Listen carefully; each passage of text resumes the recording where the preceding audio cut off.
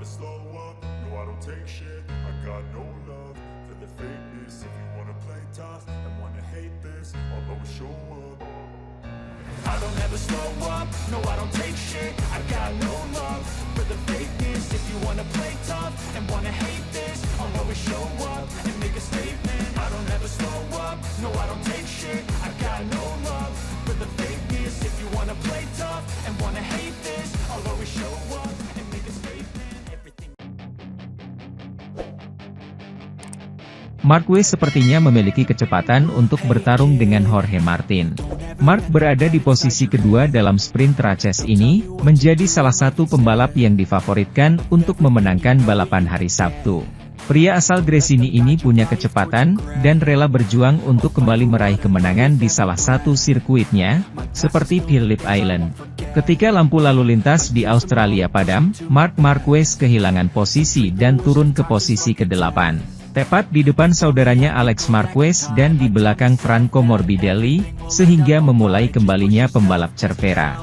Marquez memulai posisi kedua, turun ke posisi ke-8, tetapi akhirnya kembali ke posisi kedua untuk merebut medali perak di sprint. Marquez telah menganalisis awal ini, yang membuatnya sulit untuk berada di depan sejak awal dan bertarung melawan Martin untuk meraih kemenangan. Itu sepenuhnya kesalahan saya karena tidak memperhitungkan hal itu, terutama di tikungan pertama. Tikungan pertama itu sangat istimewa dan dengan angin di kepala Anda tiba cukup cepat dan saya belum menghitung pengereman dengan baik. Karena Anda mengerem secara berbeda untuk melepaskan semua perangkat depan, perangkat belakang, untuk menghindari kontak, saya melaju lama. Saya mampu menyelesaikannya dengan naik podium di posisi kedua ini. Namun sisa rasa ini tetap ada karena setidaknya kami memiliki kecepatan untuk bertarung hingga lap terakhir dengan Jorge Martin. Besok kami akan mendapat kesempatan lain, katanya. Jorge Lorenzo, dalam perannya sebagai komentator DAS, juga ingin mengucapkan selamat kepada mantan rekan bertinjunya, dan menyoroti berbagai overtake yang dilakukannya saat comeback. Saya telah menyalip finalis pertama dari sisi luar dan kemudian dari sisi luar. Binder juga berada di luar pada jarak 4 dan dalam pada jarak 6, Mark menanggapi ketika Lorenzo mengatakan kepadanya bahwa dia sangat menikmati proses menyalip ini. Sementara itu, Marco Bezzecchi tampak tidak terluka setelah tabrakan spektakulernya dengan Maverick Vinales dalam balapan sprint di GP Australia. Namun ia akan menjalani pemeriksaan tambahan di rumah sakit Melbourne. Berita ini juga memberikan ketenangan bagi Vinales dan juga Pedro Acosta, yang juga terjatuh. Gambar tersebut membuat darah menjadi dingin dalam perlombaan sprint di Phillip Island. Saat baru saja disusul oleh Maverick Vinales, Marco Bezzecchi terlihat tersedot oleh Aprilia dan dengan keras menghantam rivalnya di lintasan utama. Kedua pilot dikirim ke darat dengan kecepatan sangat tinggi. Jika Vinales langsung bisa bangkit dan menunjukkan amarahnya, Bezzecchi justru semakin menimbulkan kekhawatiran. Pembalap asal Italia itu terjatuh beberapa kali di kerikil dan awalnya tidak bisa bergerak. Gambarannya jauh lebih meyakinkan, kami melihatnya dalam keadaan sadar tetapi dievakuasi dengan tandu, sebelum dia dapat kembali ke paddock dengan skuter. Pemeriksaan pertama yang dilakukan di dalam sirkuit tidak menunjukkan adanya patah tulang. Setelah pemeriksaan di pusat medis sirkuit, Marco Bezzecchi akan berangkat ke Melbourne untuk pemeriksaan tambahan, tim VR46 menjelaskan secara singkat pada tahap ini. Tidak ada patah tulang yang didiagnosis. Maverick Vinales pun pergi ke pusat medis untuk diperiksa. Kasusnya tidak menimbulkan kekhawatiran khusus. Aprilia merinci bahwa laporan medis menyebutkan beberapa luka memar, tanpa patah tulang. Tetapi ia kemudian melakukan USG pada siku kirinya yang menunjukkan sedikit pembengkakan, dan ia akan menerima perawatan anti-inflamasi.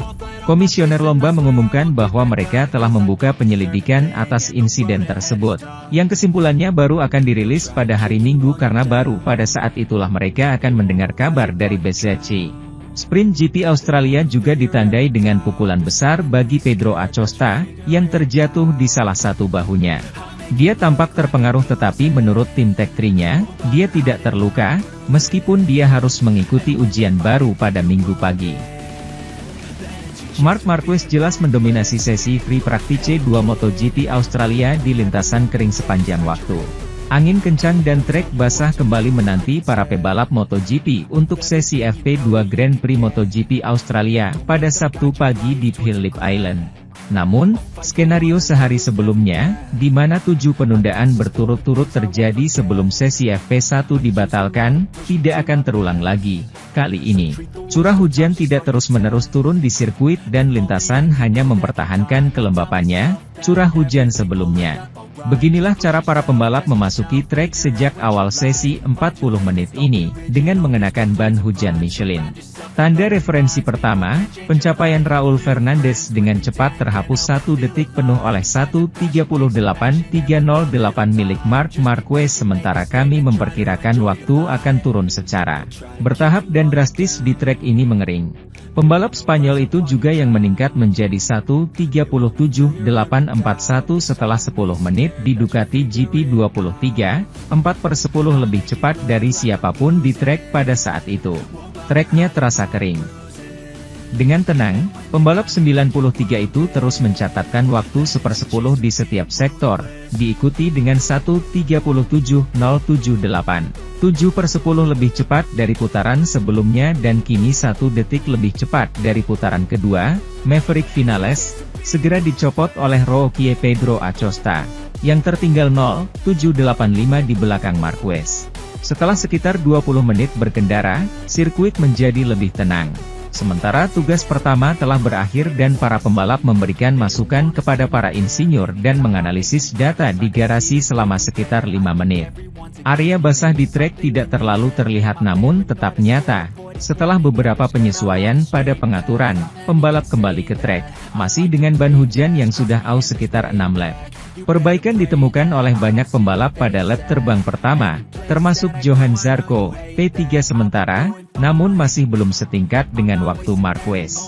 Kita harus menunggu pemandangan indah, terlihat matahari menembus awan dan pergantian Pecco Bagnaia 9 menit dari akhir sesi. Sementara itu, penulis waktu tercepat kelima Jumat ini di Phillip Island, Maverick Vinales harus berhadapan dengan Aprilia yang terlalu banyak pergerakan perubahan arah.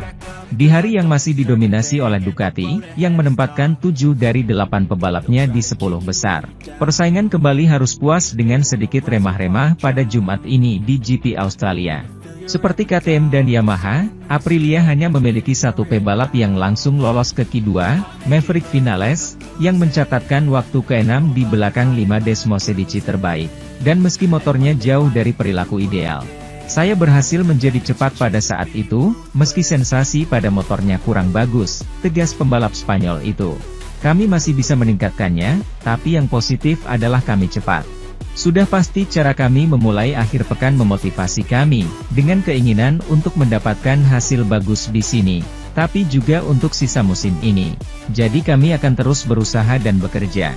Jelas ada satu aspek jelas dari motor yang perlu kami perbaiki, yaitu stabilitas dalam perubahan arah. Itu adalah kunci untuk menjalani akhir pekan yang baik.